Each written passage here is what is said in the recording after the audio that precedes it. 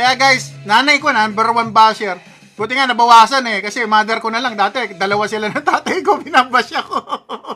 So guys, sana may value ako na iwan sa inyo ngayong gabi na ang pagkain ng meat, seafood, and egg, walang carbs. Kung kakain kayo ng green leafy vegetables, mga vegetables ha, green leafy vegetable, cruciferous plants, low carb sila. Pero dapat ang focus lagi, meat, seafood, and egg, protein and fat. Protein, nourishment ng body, fat, energy, at saka hormones. At the same time, pag kumain kayo ng fat, mabubusog kayo. Kaya hindi nyo ba napapansin, ang lakas kong humigop nito at nababawasan tayo ng timbang?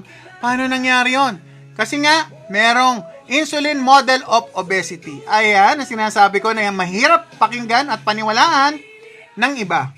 Lalo na yung mga nag-aral. So, napakahirap i-unlearn. Kasi ako rin, nahirapan din akong i-unlearn yung mga dati kong alam dahil nasa medical field ang aking mga kapatid. At kung sino-sino pa sa aming pamilya. Marami kaming medical field dito at yung mga pinsan ko.